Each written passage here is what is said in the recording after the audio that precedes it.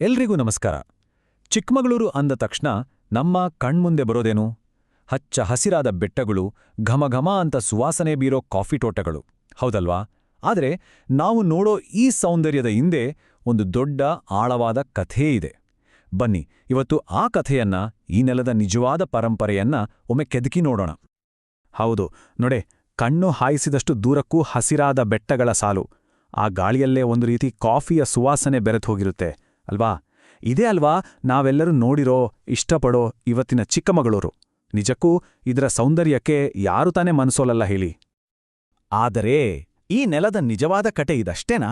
ಈ ಕಾಫಿ ತೋಟಗಳ ಮಣ್ಣಿನ ಕೆಳಗೆ, ಈ ಬೆಟ್ಟಗಳ ಮಡಿಕೆಗಳಲ್ಲಿ ಯಾವೆಲ್ಲ ಇತಿಹಾಸದ ರಹಸ್ಯಗಳು ಅಡಗಿವೆ? ಬನ್ನಿ, ಈ ಪ್ರಶ್ನೆಗೆ ಉತ್ತರ ಹುಡುಕೋಕೆ ಒಂದು ಅದ್ಭುತ ಪಯಣ ಶುರು ಮಾಡೋಣ. ಸರಿ, ಹಾಗಿದ್ರೆ ನಮ್ಮ ಪಯಣ ಶುರುವಾಗೋದು ಈಗಲ್ಲ, ಬಹಳ ಹಿಂದೆ, ಕಾಲದ ಆರಂಭದಲ್ಲಿ. ಪುರಾಣ ಕಾಲದ ಕತೆಗಳಿಂದ ಹಿಡಿದು ನೆಲವನ್ನಾಡಿದ ಮೊದಲ ಸಾಮ್ರಾಜ್ಯಗಳವರೆಗೆ ಈ ಭೂಮಿಯ ಪರಂಪರೆಯ ಬೇರುಗಳು ಎಲ್ಲಿವೆ ಅಂತ ಹುಡ್ಕೋಣ ಬನ್ನಿ. ಯೋಚನೆ ಮಾಡಿ ನೋಡಿ, ಚಿಕ್ಕಮಗಳೂರಿನ ಉಲ್ಲೇಖ ನಮ್ಮ ರಾಮಾಯಣ, ಮಹಾಭಾರತದಂತಹ ಮಹಾಕಾವ್ಯಗಳಲ್ಲೇ ಸಿಗುತ್ತೆ. ಅಂದ್ರೆ ಇದು ಅದೆಷ್ಟು ಪ್ರಾಚೀನವಾದದ್ದಲ್ವಾ? ಇದನ್ನ ಋಷಿಮುನಿಗಳು ತಪಸ್ಸು ಮಾಡೋಕೆಂತನೇ ಆಯ್ಕೆ ಮಾಡಿಕೊಂಡಿದ್ದ ಒಂದು ಪವಿತ್ರವಾದ ಅರಣ್ಯ ಪ್ರದೇಶ ಅಂತನೂ ಹೇಳ್ತಾರೆ. ಅಷ್ಟೇ ಅಲ್ಲ, ಇಲ್ಲಿ ಸಿಕ್ಕಿರೋ ಪುರಾತತ್ವ ಸಾಕ್ಷಿಗಳ ಪ್ರಕಾರ ಇತಿಹಾಸ ಪೂರ್ವಕಾಲದಿಂದಾನೇ ಇಲ್ಲಿ ಮನುಷ್ಯರು ವಾಸವಾಗಿದ್ರು ಅಂತನೂ ಗೊತ್ತಾಗುತ್ತೆ. ಸರಿ, ಆ ನಂತರ ಈ ಪ್ರದೇಶವನ್ನ ಹಲವಾರು ಪ್ರಮುಖ ರಾಜವಂಶಗಳು ಆಳ್ವಿಕೆ ಮಾಡಿದ್ವು. ಮೊದಲು 4ನೇ ಶತಮಾನದಲ್ಲಿ ಬಂದ್ರು ಕದಂಬರು.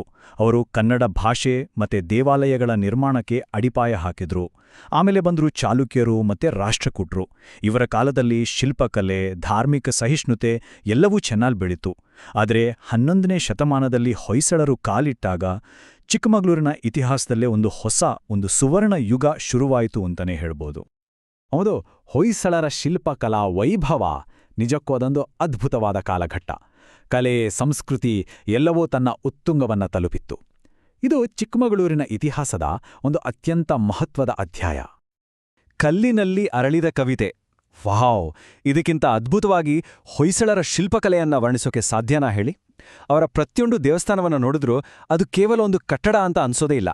ಬದಲಿಗೆ ಅದು ಕಲ್ಲಿನಲ್ಲಿ ಕೆತ್ತಿಟ್ಟಿರೋ ಒಂದು ದೊಡ್ಡ ಮಹಾಕಾವ್ಯದ ಹಾಗೆ ಕಾಣುತ್ತೆ. ಈ ಯುಗದ ಶ್ರೇಷ್ಠತೆಗೆ ಸಾಕ್ಷಿಯಾಗಿ ನಿಂತಿರೋದು ಅಂದ್ರೆ ಬೇಲೂರಿನ ಚೆನ್ನಕೇಶವ ದೇವಸ್ಥಾನ ಮತ್ತೆ ಹಳೇಬೀಡಿನ ಹೊಯ್ಸಳೇಶ್ವರ ದೇವಸ್ಥಾನ. ಇವುಗಳ ಬಗ್ಗೆ ಯಾರಿಗೆ ತಾನೇ ಗೊತ್ತಿಲ್ಲ ಅಲ್ವಾ? ಇವು ವಿಶ್ವಪ್ರಸಿದ್ಧ. ಇಷ್ಟೇ ಅಲ್ಲ, ಹೊಯ್ಸಳರು ಕನ್ನಡ ಸಾಹಿತ್ಯಕ್ಕೆ ತುಂಬಾನೇ ಪ್ರೋತ್ಸಾಹ ಕೊಟ್ರು. ಹಾಗೆ ವೈಷ್ಣವ ಮತ್ತು ಶೈವ ಎರಡೂ ಪಂಥಗಳನ್ನ ಸಮಾನವಾಗಿ ಗೌರವಿಸಿದ್ರು. ಇದು ಅವರ ವಿಶಾಲ ಮನೋಭಾವಕ್ಕೆ, ಧರ್ಮಸಹಿಷ್ಣುತೆಗೆ ಹಿಡಿದ ಕೈಗನ್ನಡಿ. ಹೊಯ್ಸಳರ ಆಳ್ವಿಕೆ ಮುಗಿದ್ಮೇಲೆ ಚಿಕ್ಕಮಗಳೂರಿನ ಪ್ರಾಮುಖ್ಯತೆ ಏನಾದರೂ ಕಡಿಮೆ ಆಯ್ತಾ? ಖಂಡಿತ ಇಲ್ಲ.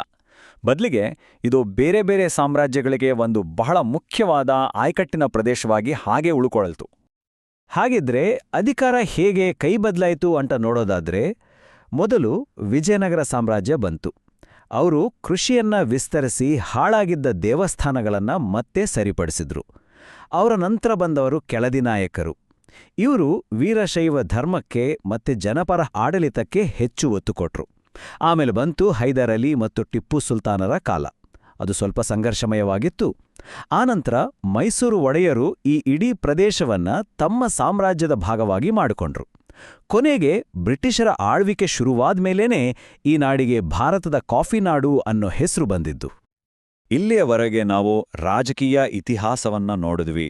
ಆದರೆ ಈಗ ಈ ಕಥೆಯ ಇನ್ನೊಂದು ಆಳವಾದ ಆಧ್ಯಾತ್ಮಿಕವಾದ ಪದರವನ್ನ ನೋಡೋಣ. ಯಾಕಂದ್ರೆ ಈ ಭೂಮಿಗೆ ಕೇವಲ ರಾಜರ ಕಥೆಯಷ್ಟೇ ಅಲ್ಲ, ಒಂದು ದೊಡ್ಡ ಧಾರ್ಮಿಕ ಮಹತ್ವ ಕೂಡ ಇದೆ. ನೋಡಿ, ನಮ್ಮ ಹಿಂದೂ ಪುರಾಣಗಳ ಪ್ರಕಾರ ನಾವೀಗ ಇರೋದು ಕಲಿಯುಗದಲ್ಲಿ. ಅಂದ್ರೆ ಇದು ಧರ್ಮ ಅನ್ನೋದು ಸ್ವಲ್ಪ ಕಡಿಮೆ ಆಗ್ತಾ ಬರೋ ಕಾಲ. ಇಂಥ ಸಮಯದಲ್ಲಿ ಧರ್ಮವನ್ನ ರಕ್ಷಿಸೋಕೆ, ಆಧ್ಯಾತ್ಮಿಕ ಸಾಧನೆ ಮಾಡೋಕೆ ಪವಿತ್ರವಾದ ಜಾಗಗಳು ಬೇಕೇ ಬೇಕು. ಆಗ ಚಿಕ್ಕಮಗಳೂರಿನ ಆ ದಟ್ಟವಾದ ಕಾಡುಗಳು, ಆ ಬೆಟ್ಟಗಳು ಋಷಿಗಳಿಗೆ, ತಪಸ್ವಿಗಳಿಗೆ, ಅವರಿಗೆಲ್ಲ ಇದೊಂದು ಸುರಕ್ಷಿತವಾದ ತಾಣವಾಯಿತು. ಈ ಪ್ರದೇಶದ ಆಧ್ಯಾತ್ಮಿಕ ಇತಿಹಾಸದಲ್ಲಿ ಒಂದು ದೊಡ್ಡ ತಿರುವು ಬಂದಿದ್ದು ಯಾವಾಗ ಗೊತ್ತಾ? ಅದು ಕ್ರಿಸ್ತಶಕ 8ನೇ ಶತಮಾನದಲ್ಲಿ. ಅಕ್ಷರಶಃ ಈ ನೆಲದ ದಿಕ್ಕನ್ನೇ ಬದಲಿಸಿದ ಒಂದು ಘಟನೆ ಅದು. ಆ ಘಟನೆ ಬೇರೆ ಏನೂ ಅಲ್ಲ, ಮಹಾನ್ ದಾರ್ಶನಿಕರಾದ ಆದಿಶಂಕರಾಚಾರ್ಯರು ಇಲ್ಲಿ ಶೃಂಗೇರಿ ಶಾರದಾ ಪೀಠವನ್ನ ಸ್ಥಾಪನೆ ಮಾಡಿದ್ದು. ಅದು ಕಲಿಯುಗದಲ್ಲಿ ಧರ್ಮವನ್ನ ಮತ್ತೆ ಮೇಲೆತ್ತೋಕ್ಕೆ ಒಂದು ಪ್ರಮುಖ ಕೇಂದ್ರವಾಯಿತು. ಅಷ್ಟೇ ಅಲ್ಲ, ಇವತ್ತಿಗೂ ಶೃಂಗೇರಿ ಅಂದ್ರೆ ಅದು ವೇದ ಉಪನಿಷತ್ತುಗಳ ಜ್ಞಾನದ ಒಂದು ದೊಡ್ಡ ಕೇಂದ್ರವಾಗಿ ಉಳಿದುಕೊಂಡಿದೆ. ಹೀಗೆ ಚಿಕ್ಕಮಗಳೂರು ಕೇವಲ ಒಂದು ಪ್ರದೇಶವಾಗಿ ಉಳಿಯದೆ ಒಂದು ದೊಡ್ಡ ಆಧ್ಯಾತ್ಮಿಕ ಆಧಾರ ಸ್ತಂಭವಾಗಿ ನಿಂತುಕೊಳ್ತು. ಸರಿ, ಇಷ್ಟೆಲ್ಲ ಆಳವಾದ ಇತಿಹಾಸವನ್ನ ತಿಳ್ಕೊಂಡ್ವಿ. ಈಗ ನಮ್ಮ ಈ ಪಯಣವನ್ನ ವರ್ತಮಾನಕ್ಕೆ ಅಂದ್ರೆ ಇವತ್ತಿನ ದಿನಕ್ಕೆ ತಂದು ನಿಲ್ಸೋಣ. ಇಷ್ಟೆಲ್ಲ ಪರಂಪರೆ ಇಟ್ಕೊಂಡಿರೋ ಈ ನಾಡು ಇವತ್ತಿನ ಜಗತ್ತಿನಲ್ಲಿ ಹೇಗಿದೆ, ಅದರ ಸ್ಥಿತಿ ಏನು ನೋಡೋಣ ಬನ್ನಿ. ನೋಡಿ, ಇದೊಂಥರ ಎರಡು ಮುಖಗಳ ಕಥೆ. ಒಂದು ಕಡೆ ಇದು ಋಷಿಮುನಿಗಳು ತಪಸ್ಸು ಮಾಡಿದ ಭೂಮಿ, ಪುರಾಣ ಇತಿಹಾಸ ಎಲ್ಲವೂ ಸೇರಿರೋ ಒಂದು ಪವಿತ್ರ ಜಾಗ. ಇನ್ನೊಂದು ಕಡೆ ನೋಡಿದ್ರೆ ಇವತ್ತಿದೊಂದು ದೊಡ್ಡ ಟೂರಿಸ್ಟ್ ಹಬ್. ಆದರೆ ಇದ್ರ ಜೊತೆಗೆ ಪರಿಸರದ ಅಸಮತೋಲನೆ, ಕಾಡುಗಳ ನಾಶ, ಈ ತರಹದ ದೊಡ್ಡ ದೊಡ್ಡ ಸವಾಲ್ಗಳನ್ನೂ ಎದುರಿಸ್ತಾ ಇದೆ. ಪರಂಪರೆಗೂ ಇವತ್ತಿನ ವಾಸ್ತವಕ್ಕೂ ಇರೋ ಈ ವ್ಯತ್ಯಾಸ ನಿಜಕ್ಕೂ ನಮ್ಮೆಲ್ಲರನ್ನೂ ಯೋಚನೆ ಮಾಡೋ ಹಾಗೆ ಮಾಡುತ್ತೆ ಅಲ್ವಾ? ಹಾಗಾಗಿ ಕೊನೆಗೆ ನಾವು ಅರ್ಥ ಮಾಡ್ಕೊಳ್ಬೇಕಾದ ಮುಖ್ಯವಾದ ವಿಷಯ ಏನತ್ತಾ ಅಂದ್ರೆ, ಚಿಕ್ಕಮಗಳೂರು ಅಂದ್ರೆ ಅದು ಬರೀ ಕಾಫಿ ಕುಡಿಯೋಕೆ, ಬೆಟ್ಟ ನೋಡೋಕೆ ಹೋಗೋ ಒಂದು ಟೂರಿಸ್ಟ್ ಸ್ಪಾಟ್ ಅಲ್ಲ. ಖಂಡಿತ ಅಲ್ಲ. ಅದು ಪುರಾಣ, ಇತಿಹಾಸ, ಆಧ್ಯಾತ್ಮಿಕತೆ ಎಲ್ಲವೂ ಒಂದಾಗಿ ಸೇರಿರೋ ಒಂದು ಪುಣ್ಯಭೂಮಿ.